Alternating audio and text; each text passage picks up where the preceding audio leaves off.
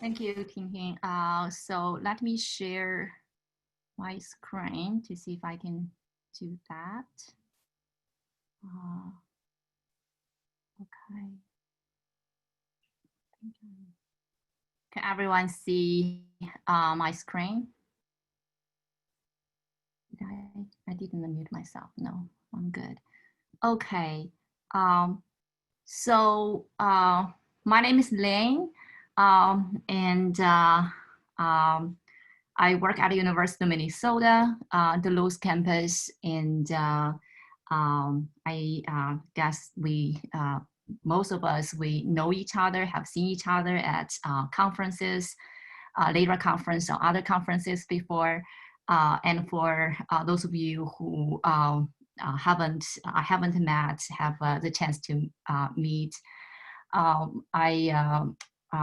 my work is mainly on the gender equity issue, pay difference, workplace diversity, as well as the HR practices in a global context. So this piece of work was started last year when a group of scholars from different fields, from experiment econ, from strategy, and around a little bit earlier than June last year, when we were gathering at a bar and we were talking, and then we came out with this idea, and then we went to collect data last year in the city of Wuhan. And right before the COVID-19 hit the city in late last year. So we did the data collection in October and end of September and October throughout to early November. So right before the pandemic was there.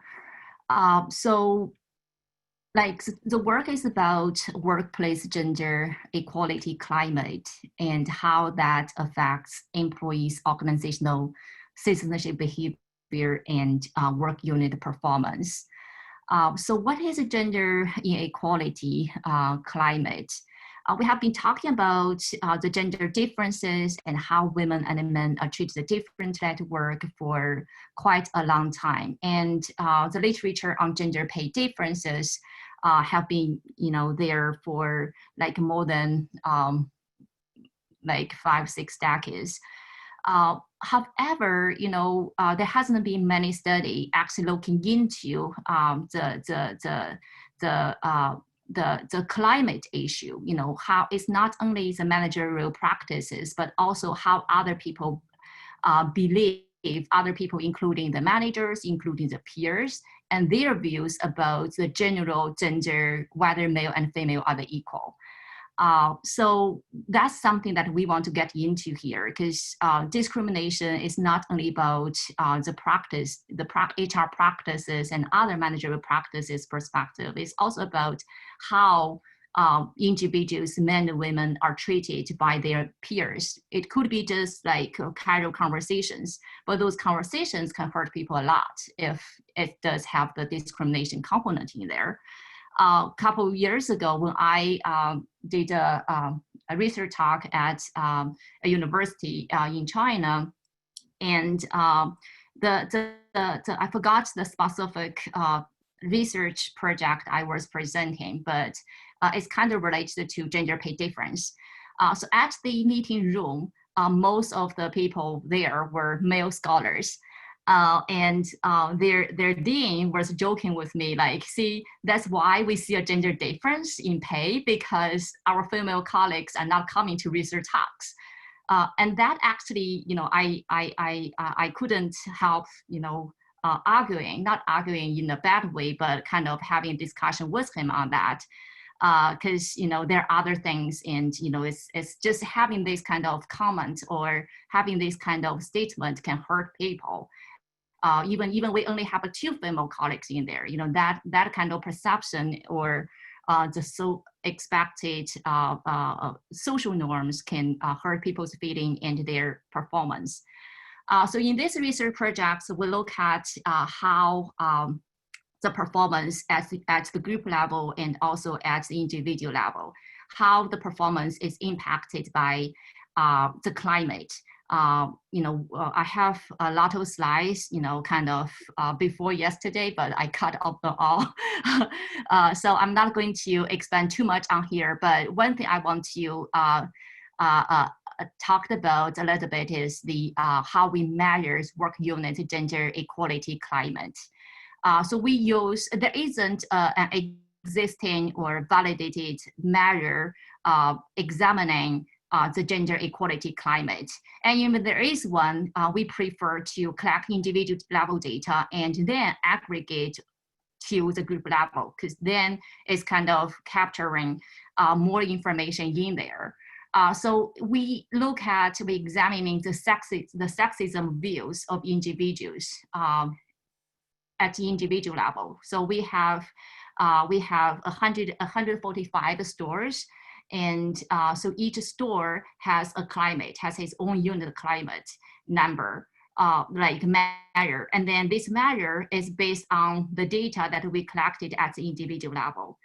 So the data was collected at individual level on sexism views, on perception of organizational support, on employees OCB, and then at the group level, the store level, we collect information on manager's view, like sexism view, high performance work system, and then on the company's records, we have the turnover rate. So this is not based on survey. These two measures are like from the organization's report, like of different stores, their turnover rate and the work unit performance.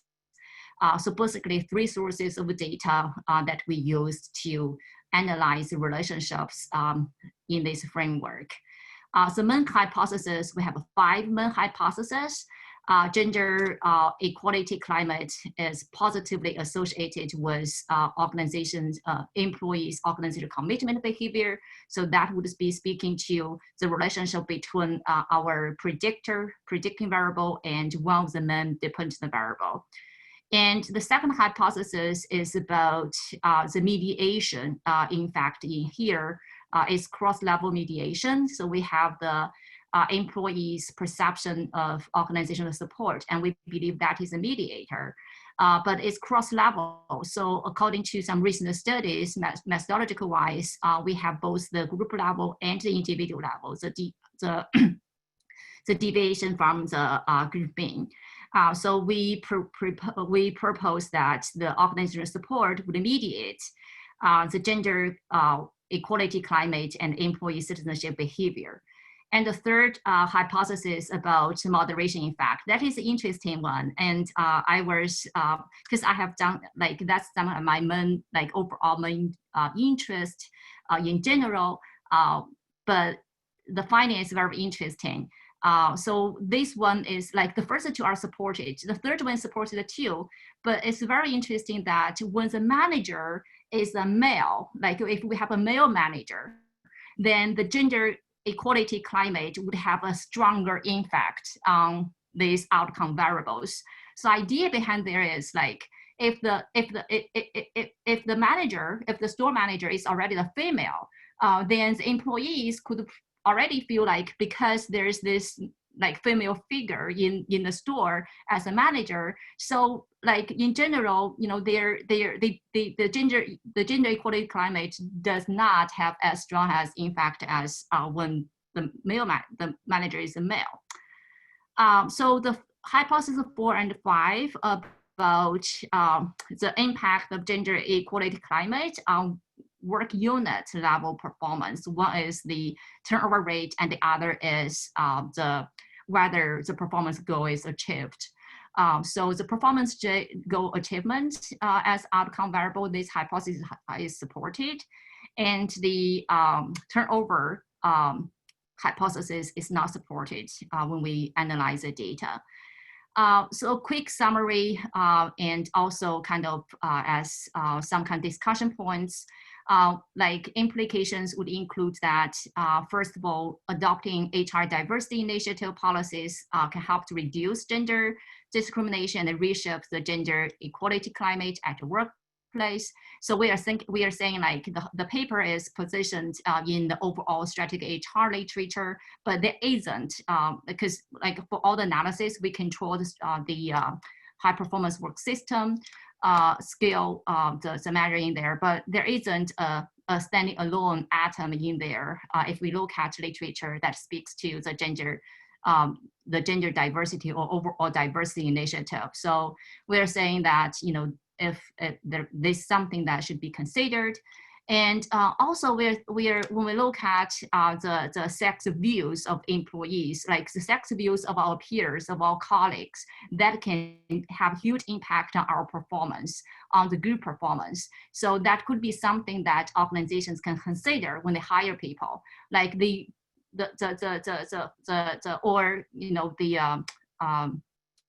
or having some kind of policies to improve existing employees' gender equality views, like providing some training to employees, for example, to help to deal with the overall inequality climate. Thank you, Ling. Perfect timing. Thank you. Yes.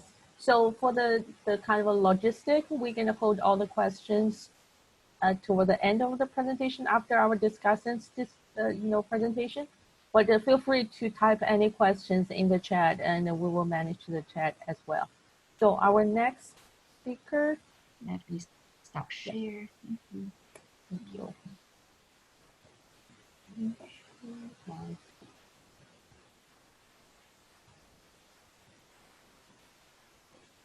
Our next speaker is Yan from Rutgers. I'm sorry. keep messing up the names. So, yes. Yes, I'm a second-year PhD student in School of Management and Labor Relations at Rutgers. Today I'm going to present a study titled "The Effects of the Variable Employment Arrangement on the Sales Performance in China's Retail Industry." Can you move to the next slide, please?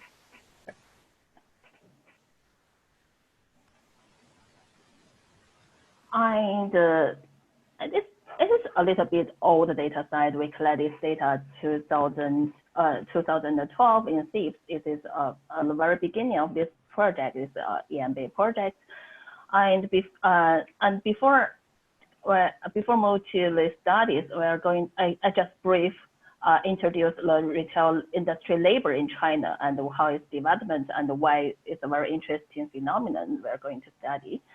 And before the 1980s, I think all people are very familiar with the Chinese economy development.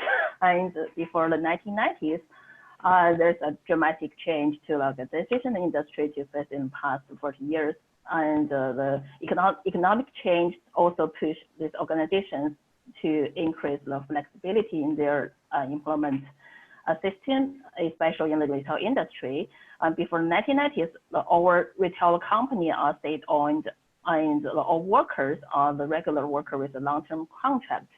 And from the end of the 1980s, with the disappearance of the planned economy and the development of the marketization, private-owned firms and also the foreigner-owned retail company entered the market.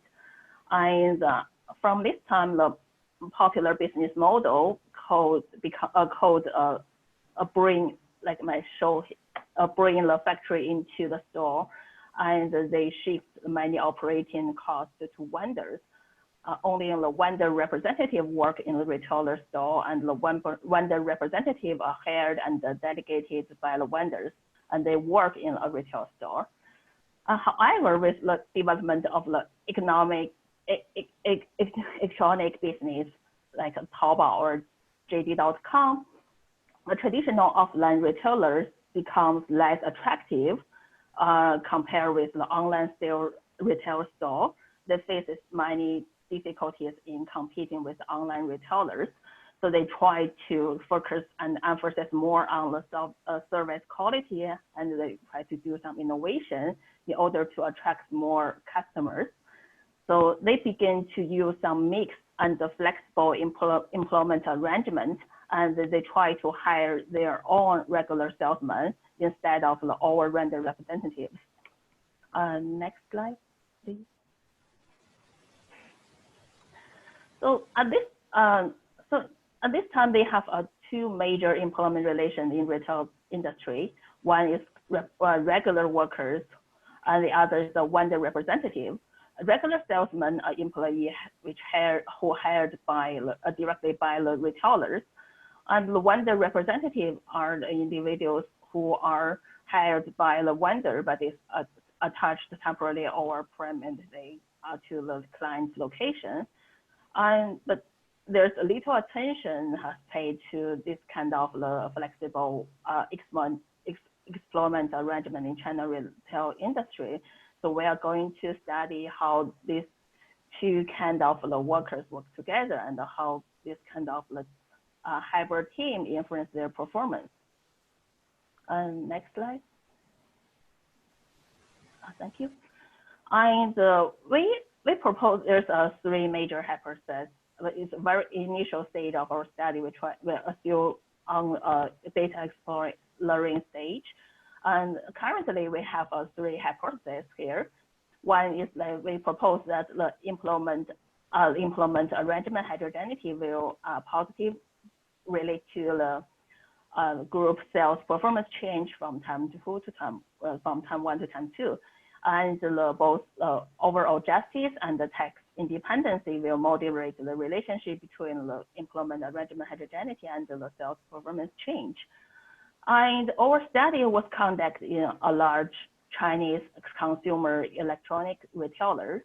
And finally, a total of 598 teams and 2,885 salesmen survey remained in this data set. Currently, we found that there's no main relation, no main effect between the employment arrangement heterogeneity and the sales performance.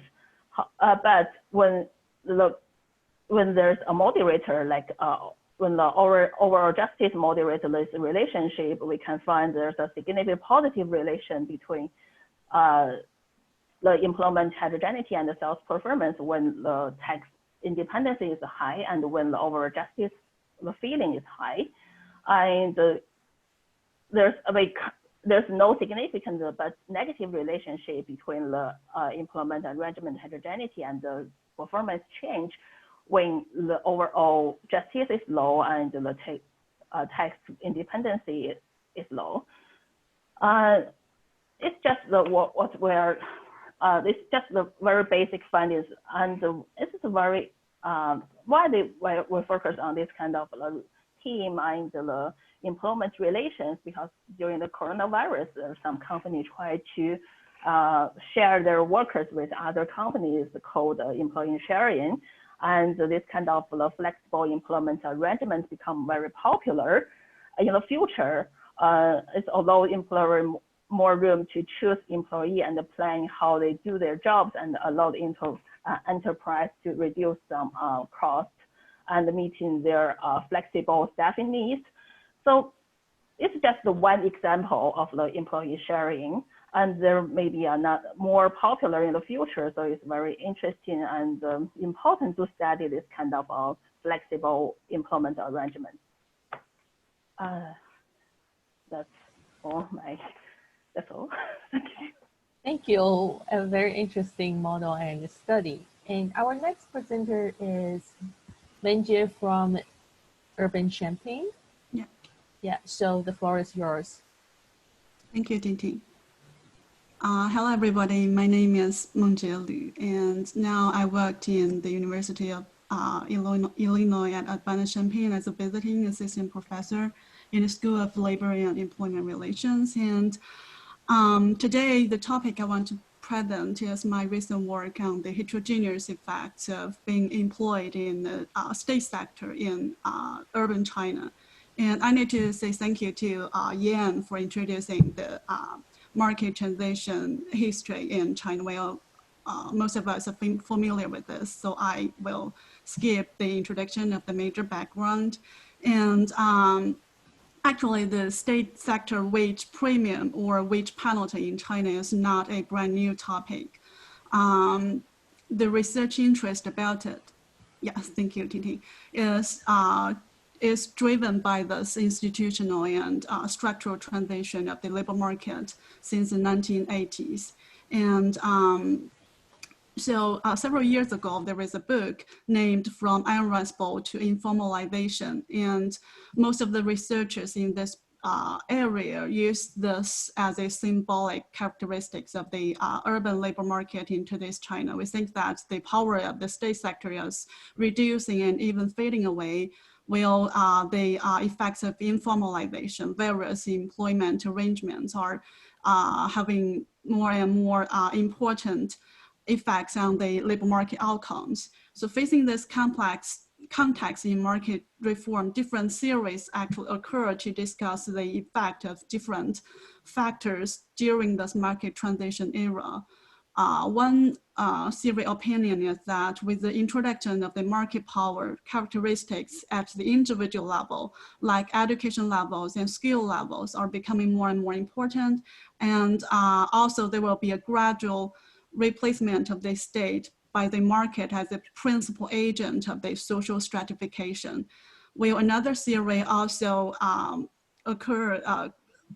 conjecture that much of the social inequality or economic inequality still exists at the meso collective level and could be explained significantly by the institutional and structural factors, since the power of the state will persist or convert to be more adapted to the market economy. They will use the distribution reform policies and to adjust the influence of the state sector. So much of the research in this area have tried to identify the income premium brought by state sector. With this existing research, we could find that studies on basis of survey data in the 1980s and 1990s usually catch a negative return to state sector. That means a wage penalty brought by state sector. While studies use data in the 2000s, usually find a positive one. And the returns even rises in the early, the years in the early 2000s. So the difference may caused by the wage adjustment in the state sector started from the 1990s to avoid corruptions and to reduce income inequality. And also we found several new studies with data in the early 2010s found that state sector wage premium is not significant anymore and only significant for individual employees with very low education levels and with rural hukou status. And this means the research have already started to catch the heterogeneous effect of state sector. So in this research, what I want to answer are questions. The first question I want to answer is, do the state sector premium or penalties still exist during the recent income and distribution reform era? And specifically, I not only focus on the wage premium or income premium, I add more outcome variables like the level of employee benefits. So to measure the level of employee benefits, I generate three variables. The first one is number of basic benefits, including the basic pension, basic health insurance, injury insurance, and also the housing fund. The second variable is the number of insurance benefits. That means I include more insurance benefits like supplemental pension and supplemental health insurance into this variable. And for the last variable, the number of all employee benefits, I add more material goods like the free accommodation, the free lunch, free meals, and gift cards and coupons provided by the employers. And this is also one major employee benefits provided by the state sector. And also we add the week working hours to be a outcome variable and to see whether the state sector employment could reduce the overall working hours. So we also want to find whether there is a systematic heterogeneity in the effects of state sector employment towards different group of workers. The first type of heterogeneity we are interested in is a cohort heterogeneity. So with the market transition theory, we propose that experience the education expansion, the younger generation, which means the people who are born after the 1980s they're having higher education attainment and higher career expectations, and their labor market outcomes are supposed to be more determined by the market power and individual factors. And we also propose that the state sector for this group of young generations will be smaller than the older generations. And the second type of heterogeneity is related to the individual's propensity to enter the state sector. And we propose that people with different levels of probability to enter the state sector, they will benefit differently from the unrestable or the state sector employment. And the third type of heterogeneity we concern is related to the 编制 status in the state sector, which means whether the employee is the formal employee in the state sector who are included within the official staffing quota, which is approved by the state, by the government. So because most of the existing studies only use the detroitment sector variable to see whether the employee is employed in the state sector, here we use the 编制 state, the new variable included the 编制 status to identify the formal and informal employees in the state sector. So Tingting, could you move to next slide?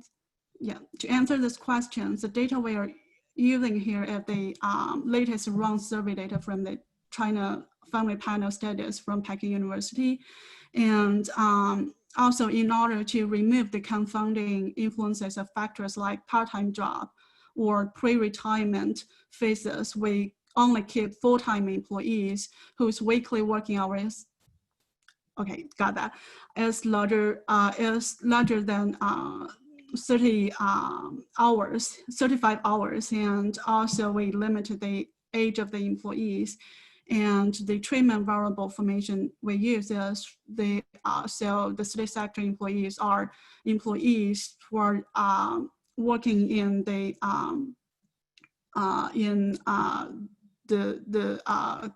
government, public institutions, and state-owned enterprises. And I will skip the methods, and could you move to next slides? Yeah, so the baseline finding with the regressions is shown in this slide. So you can see that we find a significant state sector penalty and the employees' monthly wage or monthly compensation. We include all the incomes from the main job monthly here. And for the outcome variables like our wage rate or main job annual income and total income from all jobs the employees have are insignificant. But we also see there is a benefits premium for the state sector employees, which means they have higher benefits levels in all three benefits variables, and they have less working hours. And could you move forward? Yeah.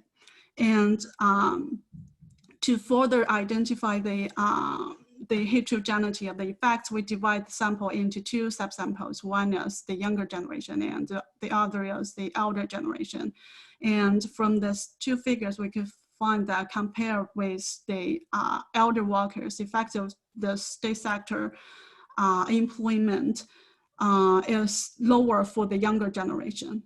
And also, yeah, with the heterogeneous treatment effect model, we also find the heterogeneous effects on basis of the propensity to enter the state sector. So with the increase of the propensity, the wage penalty is more significant, and the reduced working hours is smaller, and the increased number of employee benefits level is smaller. So those are the of the major findings of the study, and there are also some ongoing work, including we are examining the longitudinal changes, and also we have more. We have 4 rounds of the survey data, and we want to form a panel data and to examine this effect with fixed effect models to control the selection bias. And also we want to use this panel data to estimate a model of earning mobility and job mobility on basis of the sector choice dynamics. Thank you all. This is the presentation about the research. Thank you, Mengjie. And now I will stop sharing. And our final presenter is Qian Zhang from University of Toronto, and she's going to talk about the informal relations in the new ventures. That's exciting. So Qian, the floor is yours. Sure. Thank you, Tingting, and hello, everyone. My name is Jian. I'm a PhD candidate from the Center for Industrial Relations and Human Resources in University of Toronto. So my research interest is on strategic human resource management, and I want to thank you for having me in the session. So I understand that I only have about 5 minutes, so I will quickly go through my research on the evolution of human resource management systems in Chinese private healthcare setting. So to give some brief context, since the nationwide healthcare reforms in 2009, there's a fast growth of private healthcare industry in China. As of the end of 2018, the Chinese National Health Commission statistics show that there are 1 million healthcare institutions, among which there are about 32,000 hospitals. The number includes 12,000 public hospitals and more than 20,000 private ones. So compared with the data during the same period in 2017, the number of private hospitals increased more than 2,000. Meanwhile, that number for public hospitals decreased about 800. Though private healthcare is still a relatively new concept in China, its faster growth shows the increasing importance of this industry. And there are some very successful cases in some first-tier cities in China. So for example, the case of the United Family Healthcare, first founded in Beijing and now expanded to Shanghai. Though it's a general hospital, but famous for its obstetrics department. So these private healthcare institutions face greater challenge or paradox in terms of the pressure of chasing profitability and patient service quality. So it would be meaningful to understand when a new venture starts its business in this private healthcare industry, how they manage their employees at the beginning and how these management systems evolve over time as this organization becomes more mature. So in the last year, I did 51 in-depth semi-structured interviews and more than 30 days of field observations in 3 general hospitals in China. So 2 of them are private hospitals founded in 2017, but they are different in size. So one of the sample has around 1,500 of employees, and the other has around 500 employees. So the third one in my sample is a reputable public hospital in the same city, but partnered with a smaller private hospital. I included this one for comparison purpose. So this project is still ongoing, and the data I've collected so far is far from enough to draw solid conclusions yet. But I would like to share some preliminary findings for the purpose of this presentation. So interview data, field notes, and organization documents were analyzed in vivo, and some themes came out about the human resource management systems in these private hospitals. So for example, first, the emergence and development of human resource management policies of these new ventures relies on a group of individuals who are responsible for strategic decision-making and ongoing operation to create the initial policies and procedures for these organizations. So I noted this group of individuals as the new venture team. So this is largely because the new venture context is characteristics of weak social situations, which means there are few established norms to appropriate behaviors in those organizations.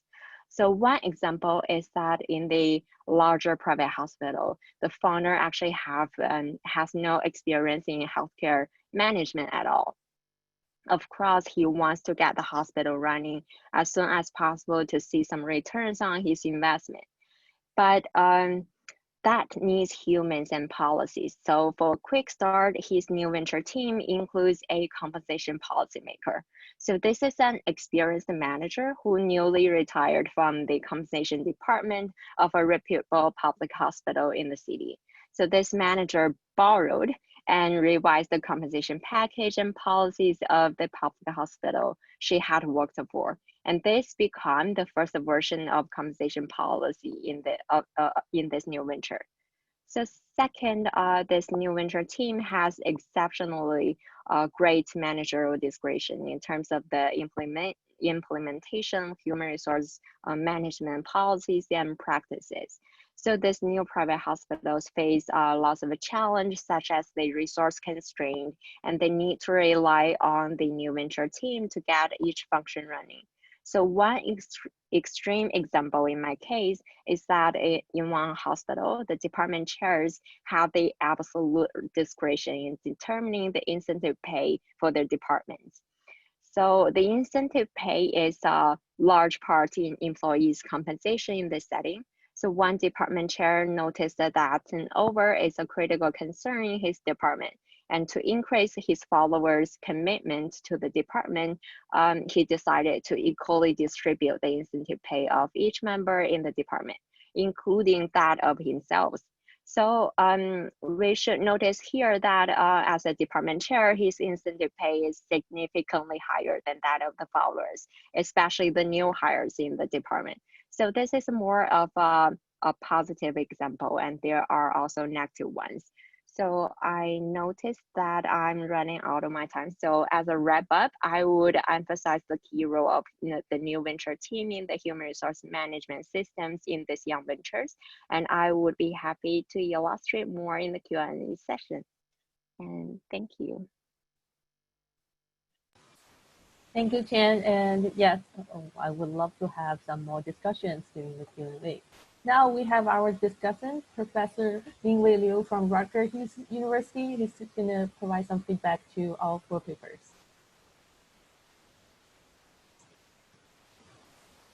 Okay, I just got my voice. Okay, thanks for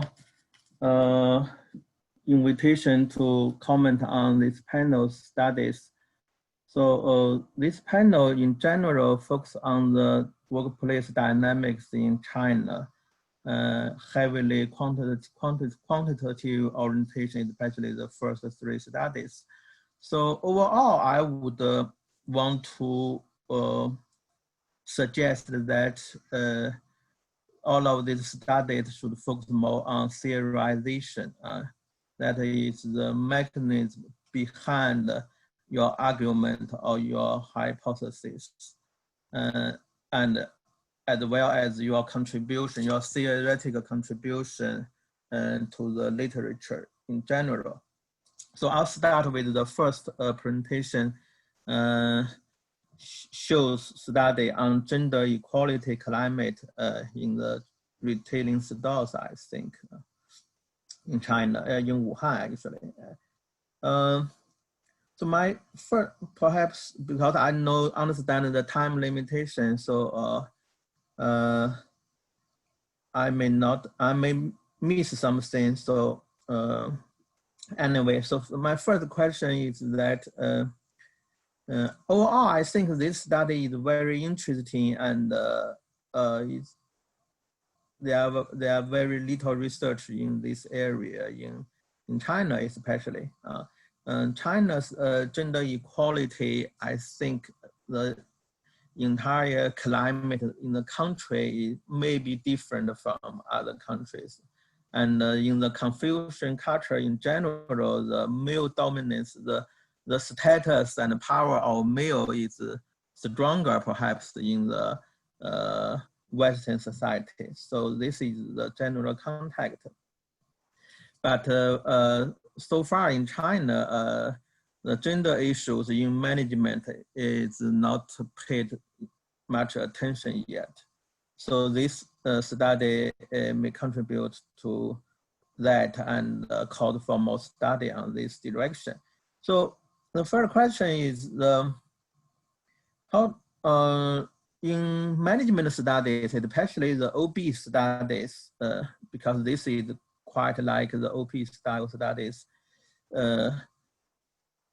or HR studies, they often treat the climate variables as mediators or moderators. So few of them directly treat them as independent variables. So this to some extent makes sense because if you have the climate measures, the climate is actually an outcome of management practices or other things. So do you have other more direct measure of gender equality? So or other practices that might affect gender equality climate? So that is my first question. Of course, this probably is a little bit distant from your research design. Second question is that use the female manager as the moderator, which is very, very interesting and have theoretical and practical implications. So this raises the question that not just the managers, whether they are female or male, perhaps the percentage of employees in the store, how much is female, how much is male, that probably matters. Because normally female employees, they care about gender equality, right? Gender equality most affects the female employees. So for male employees, especially in China, for male, how many male employees care about gender equality, especially when they are already in the advantaged position, right? So the percentage of employees, whether how much are female or male in the store matters, and also for individual variable, outcome variable citizenship behavior. Again, I think there might be great difference between female employees and male employees. So for male employees, probably some even hate that. You can think about all kinds of diversity debates here, right? Including racial and gender and all kinds of things. Some people like it, some people hate it. If they hate it, how can they improve their citizenship behavior, right? So then this is related to the entire underlying mechanism. Why gender equality climate contribute to performance, team performance, or individual performance, right? Why? What's the theoretical rationale? Or it's complicated, or whether it's contingent on the workforce, right? Especially the gendered workforce, or for the individual employees, whether they are male or female. Okay, that's my questions. But this, I also see this study has greater potential to further develop if you consider the complexities of workforce, not just the manager, whether they are male or female. Okay. For Yan's study, because this is, will be her master thesis, it's still very tentative. She's still analyzing the data, so I won't have much comment on that. So again, I also, from what I heard her presentation, there's very little explanation on why, on the mechanism, why employment heterogeneity improve performance. So it's not clear. So this is very important. This should be the focus of this study. So for Mengjie's study, I also think this is a very interesting study. So people in China or scholars in China have got used to use state ownership as a control variable in many studies, and but very few studies have looked at the systematic effect of state ownership on workers' welfare in recent years. So at the beginning of the enterprise reform, many people studied the change of ownership and their impact on workers. And most are qualitative studies. A few are qualitative, but those are, we could say, probably outdated today. So especially since 2000 in the past 10 years, we see the preference to work in state sector or private sector or foreign sector has significantly changed. So,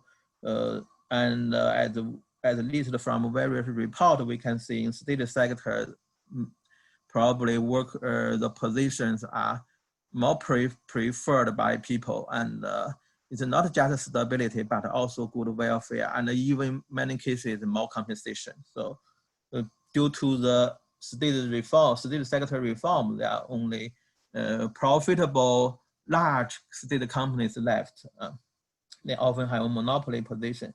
So again, Mengjie look at many variables. So the first, my first suggestion is still the mechanism. Why today state ownership matters for these worker outcomes. So and how they affect, how the state ownership affect these outcomes. So to better theorize this mechanism, I think it's important to categorize or classify your outcome variables. So your outcome variables include wages, social welfare, and others. So other working conditions. So perhaps the state ownership may not have the single direct effect on all variables. So it's possible that the state ownership may positively affect some outcomes, but negatively affect others. So if that is the case, then we need a different mechanism to explain this, probably. So that's the theoretic, I would suggest more exploration on the mechanism why, as to why state ownership affect these outcomes. And for the empirical approach, so this is 2018 China family panel study. So you have multiple years data, right? That would be panel data. Are you using the longitudinal part of that data, or just the cross-sectional for each year? And if you have multiple years, I think it's important to look at the time effect, which may capture the reform of China's state sector. Another issue is that I see you for the state sector, you include government and institutions. That is those are quite different from enterprises. Yeah. So they are not enterprises. They operate under very, very different system. And so in my study of China's such national household survey or workplace survey, we normally exclude the government institutions because they don't fit the theoretical explanations. So with the two theoretical explanations, so I forgot to mention that actually the role of state ownership has been well studied in quite some field in economics, in management. Not only China had state ownership. There are some other countries. Okay, other countries have quite significant state ownership. So your theorizing may think about first in general how state ownership operates different, and second, then in China the context how state ownership different. Also empirical approach. So like the measure the wages, do you measure it in total wages or take home wages? So employees also need to pay their social insurance fees. So if you don't, whether you count it or not, may affect the total wage compensation. So if you don't count it, it may not be comparable with the workers who don't need to pay social insurance. And people in institutions, they don't need to pay themselves. They still enjoy the social insurance. Okay, and also I'm not clear about why you say that for people who have different propensity to interstate ownership, they are affected differently. So usually you also mentioned the selection bias. Usually we use propensity score matching to match the sample so that we can get more robust findings. So it's not we look at them differently, but we control the effect. Okay, that's okay. I have the last one. So because Qian's study is the only qualitative one, but I think this study probably in one sense is more valuable for us because if we just look at those variables, we don't really understand how the Chinese workplace are running, right? How the retail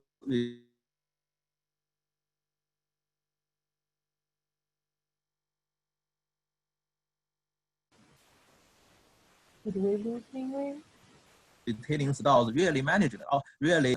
So and because it's very early stage study, so I would encourage the further development of this study and try to come up some new theories or new theoretical insights that can not only contribute to China's specific management or workplace understanding, but also to general theories, especially probably I think you may take the institutional theory approach to develop it. So that's it. Thank you. Thank you, Mingwei. And yeah, the online session is always kind of shorter than we hoped. So we have time for probably one more question. We didn't have any questions in the chat box. So anyone, if you want to ask a question, just unmute yourself and go ahead.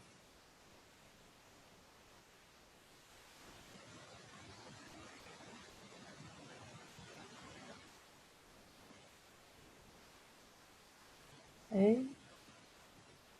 Well, if nobody in the audience wants to ask questions, I just want to kind of like, shamelessly use my position and power as the MC to just make a comment. I think like all four research topics are fascinating. And what I was hoping to see is how those research can, like Mingwei said, not only contributed to the understanding about the employment relationship kind of studies in China, but also how do we kind of communicate with other part of the world and contribute to like, the kind of broader aspect of employment relations. So we have about like, I would say 1 minute left, and I want to ask all those, presenters, do you have any kind of final thoughts that you want to share with the audience?